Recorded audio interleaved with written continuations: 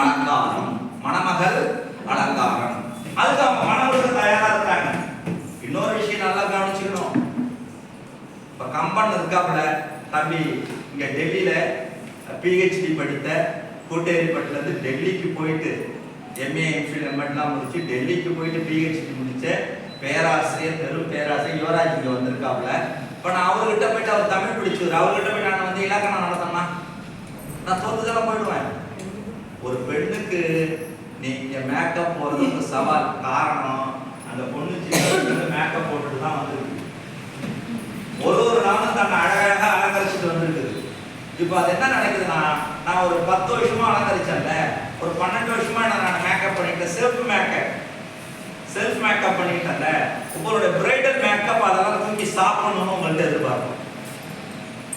ஆனா முடிக்குமா? நீங்க கண்ணெல்லாம் க்ளோஸ் பண்ணிட்டு தானே பிரைடல் போடுறீங்க. மேக்ஸிமம் சினிமாவில் நான் பார்த்துருக்கேன், நடிகருடைய கண்களை க்ளோஸ் பண்ணிடுறாங்க. அவங்க உடனே எல்லாத்தையும் பண்றாங்க. பண்ணிட்டு திறந்த உடனே அதான் நானான்னு அவங்க யோசிக்கும். நானா யோசிக்கும். பாருங்க, நீங்க எத்தனை பேர் இருக்கீங்கல்ல, இப்ப எத்தனை பேர் என்னால கவுண்ட் பண்ண தெரியல. நான் வர கணக்குல ரொம்ப வீக்கு, கவுண்ட் பண்ண தெரியல, இருக்கட்டும். ஆனா உங்கள் அளவுக்கு விழுப்புரத்துல அவ்வளவு திருமண மண்டபம் இருக்கு. உங்களை விட இங்க உட்கார்ந்து இருக்கிறவங்களை விட அதிகமான திருமண மண்டபம் இருக்கு. இங்க இருக்கிறவங்க எல்லாம் பிரைடல், நீங்க பியூட்டிஷியனா மாறினீங்கன்னா அவ்வளவு இருக்கு. ஆனா இது வந்து என்ன மத்தவங்க நினைச்சுப்பாங்க, வேற வழியை இப்படி ஆப்புறது, தலைமுடியை இப்படி வாடுறது அப்படிலாம் இல்லை. இல்லைங்க, நம்ம நயன்தாரா கல்யாணம் வந்துச்சு. நயன்தாரா கல்யாணம் உடனே அந்த பிரைடல் மேக்கப்ல ஃபர்ஸ்ட் ஷூட்டிங் நடந்து வந்துச்சு பாருங்க. ஒரு பிங்க் கலர் ட்ரெஸ் பண்ணிக்கிட்டு, ரெட் கலர் ட்ரெஸ் பண்ணிக்கிட்டு, அது இன்னைக்கு வரைக்கும் நம்ம மனசுலயே இருக்குது அந்த ட்ரெஸ். ஏன்னா எல்லாருமே, ஏன்னா நயன்தாரா இதுக்கு முன்னாடியே ஏராளமான ட்ரெஸ் பண்ணவங்க. இப்ப நயன்தாராவுக்கு வந்து ஒரு ட்ரெஸ் பண்றது அதெல்லாம் பண்றதெல்லாம் இருக்கு இல்லையா. அந்த மாதிரி நீங்க என்ன பண்ணணும்னு கேட்டீங்கன்னா, நல்லா முதல்ல கத்துக்கிற போது ஒரு கலையாக கற்றுக்கொள்ளுங்கள், ஒரு அறிவியலாக கற்றுக்கொள்ளுங்கள், ஒரு தொழிலாக கற்றுக்கொள்ளுங்கள். இது பின்னால் இருக்கிற மருத்துவத்தை கற்றுக்கொள்ளுங்கள்.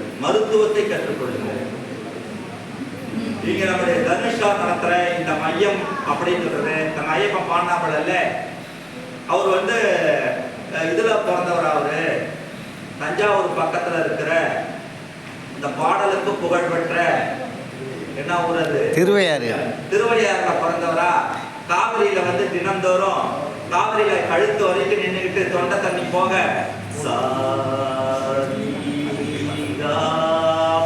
பாடினவரா. அப்படிலாம் இல்ல, அவங்க வழிநீட்டில பிறந்தவன். எப்படி பாடல் பாடுற ஆற்றலை வளர்த்துக்கிட்டா, விருப்பம் கிடையாது, லைக்ஸ் கிடையாது, டிசைர் கிடையாது, பேஷன், பெரும் விருப்பம். இந்த துறையில நீங்க நுழைஞ்சீங்கன்னா, நீங்க பிரைடல் மேக்கப் போறதுக்காக அந்த கல்யாணம் ஒத்தி வைக்கப்பட்டோம். இந்த பொண்ணு சொன்னோம், பாருங்க கல்யாணம் 10ஆம் தேதி வச்சுக்கலான்னு சொன்ன நினைச்சேன். என்னுடைய பியூட்டிஷியன் அவங்க தான். அதனால நான் வந்து அவங்க டேட் கிடைக்கல, அதனால 10 நாள் கல்யாணத்தை ஒத்தி வைக்கலாம். ஏன்னா நம்ம துறையில நம்ம இந்த ஒருத்தவங்க இருக்கிறோம், அந்த அளவுக்கு என்ன பண்ணணும். அதே மாதிரி இருக்கிறது நம்ம நல்லா கவனிச்சுங்க.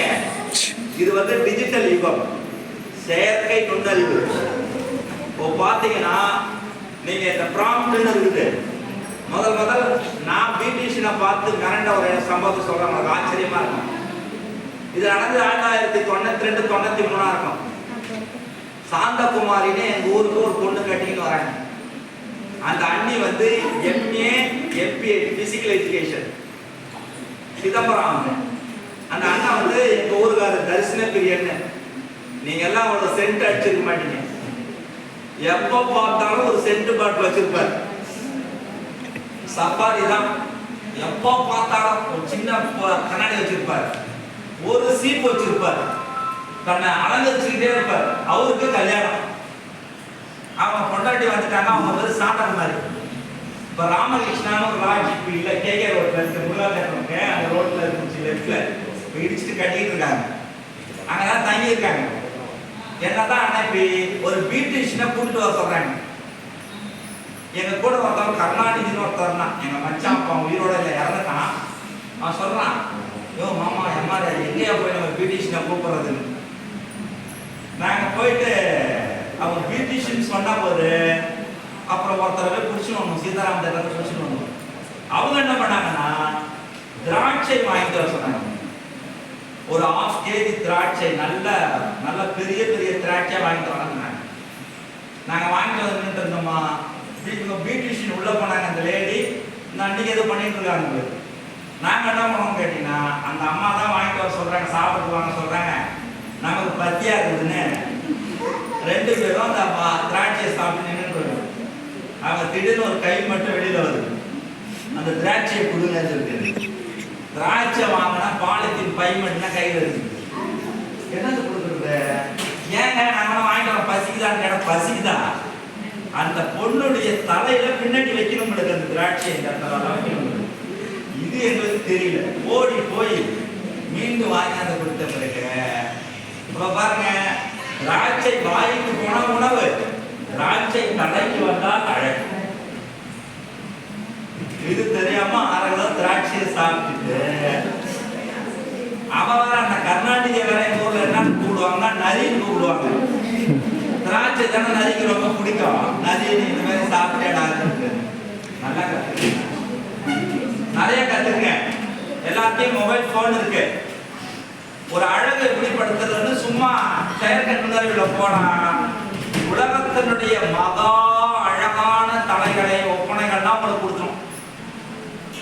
எப்படி ஹாலிவுட் ஆக்டர்ஸ் எவ்வளவு அழகா இருக்காங்க, அவங்க எப்படி டெக்கரேட் பண்ணிக்கிறாங்க, அவங்க எப்படி மேக்கப் பண்ணிருக்கிறாங்க, அந்த மாதிரி நிறைய கத்துக்குங்க. ஒன்று நல்லா தெரிஞ்சுக்கங்க. இப்ப சமீபத்தில் படிச்சேன், இதுதான் நீங்க குறிச்சு வச்சுக்கணும். சமீபத்தில் படிச்ச அழகு என்பது அறிவுல தான் இருக்கு. அழகுதான் பேரழகு எங்க இருக்குன்னா பெரும் ஞானம். உங்களுக்கு அறிவு இருந்தால் அது அழகு. அழகு அறிவு இருந்தால் அது அழகு. நம்ம என்ன குறைவனா இருக்கோம், நமக்கு அறிவு இருக்கணும். அப்புறம் சொல்லிட்டான், உங்க ஏர்னிங் லெவல் எதை பொறுத்தது என்றால், ஏர்னிங்ல சம்பாதிக்கிறது தானே. உங்க ஏர்னிங் லெவல் எதை பொறுத்தது என்றால் உங்கள் லேர்னிங் லெவலை பொறுத்தது.